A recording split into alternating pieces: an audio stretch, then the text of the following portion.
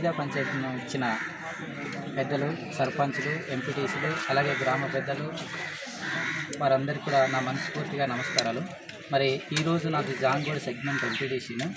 దాదాపు నేను పెదబయలుకి వెళ్ళాలంటే 2 రోజులు పడుతుంది. అలాగే జాంగూడ పంచాయతీ నుండి వెళ్ళాలన్నా 80 కిలోమీటర్లు, ఏ పనికి వెళ్ళాలన్నా అది 2 రోజులు కానీ 3 రోజులు పడుతుంది. మాకి మద్దిగరు మండల కేంద్రంగా ఏర్పాటు చేస్తే మాకు అన్నీ అనుకూలంగా మా పంచాయతీ నుండి 10 నుండి 12 కిలోమీటర్లు ఉంటుంది.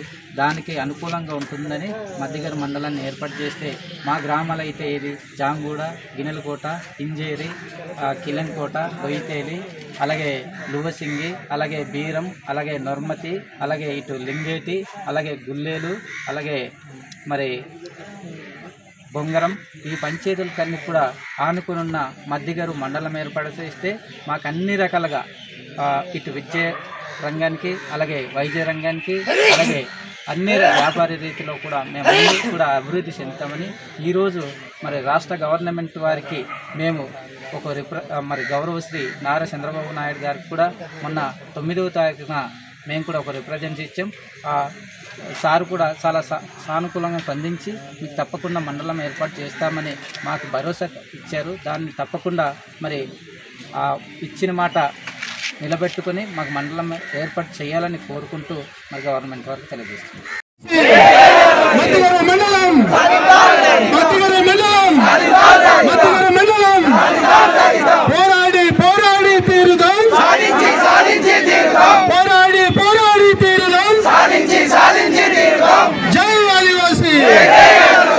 పంచాయతీలు కలుపుకొని మద్దిగరుల మండల కేంద్రం, 13 పంచాయతీలు కలుపుకొని మద్దిగరుల మండల కేంద్రం, మద్దిగరుల మండల కేంద్రం, ఆదివాసీ మద్దిగరుల మండల సమితి ఐక్యత, మద్దిగరుల మండల సమితి ఐక్యత, జై ఆదివాసీ, జై ఆదివాసీ.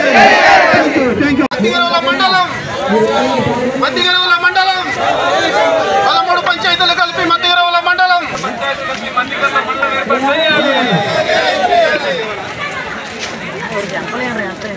దయచేసి మిత్రులను గమనించగలిగితే మనం అన్ని విధాలుగా వెనుకబడి ఉన్నాం. అభివృద్ధి పదంలో ముందుకెళ్తాం.